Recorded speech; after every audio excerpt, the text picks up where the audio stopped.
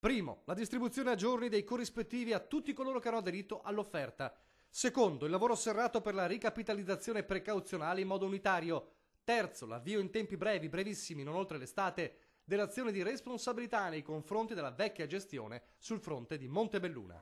La tabella di marcia è quella stilata da Veneto Banca e Banca Popolare di Vicenza, i cui vertici si ritrovano fianco a fianco nel giorno in cui si mettono nero su bianco le cifre della conclusione dell'operazione offerta di transazione per evitare le azioni giudiziarie. Ed è da qui che si parte. Entrambi gli istituti annunciano di rinunciare alla sospensiva sulle adesioni minime.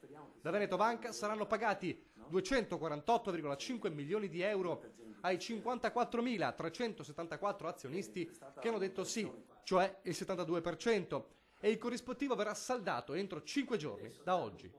Da Banca Popolare di Vicenza 192,8 milioni saranno diretti ai 66.770 azionisti che hanno aderito, ovvero il 71,9%. Questo è un passaggio fondamentale per il futuro di Popolare di Vicenza e di Veneto Banca e per il futuro della nuova banca.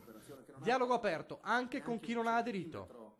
È evidente che queste persone sono per la maggior parte ancora clienti della banca, lo sono stati, e quindi c'è da parte nostra un'attenzione particolare che in futuro mi auguro si tradurrà anche in iniziative volte a riconquistare la loro fiducia e la relazione con la banca.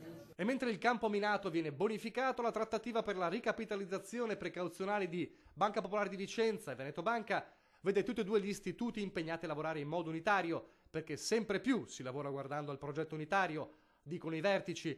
L'interlocuzione con le autorità europee è seria, costruttiva, l'obiettivo è arrivare a risultati in tempi brevi. Credo che il salvataggio non solo sia possibile, ma è anche probabile. Sulle stime dei tagli dei costi con lo spettro dei licenziamenti, i vertici sono chiari: non faremo macelleria sociale. Infine, per l'avvio dell'azione di responsabilità sulla gestione passata di Veneto Banca, i tempi sono ristretti. Oltre l'estate sicuramente no, sarà molto prima. Lo annuncia l'AD di Veneto Banca Cristiano Carrus, che rilancia anche l'importanza della fusione delle banche del territorio. Sicuramente il Veneto è una regione nella quale avere una banca del territorio ha grande senso, e soprattutto ha grande senso averla anche in tutte le province.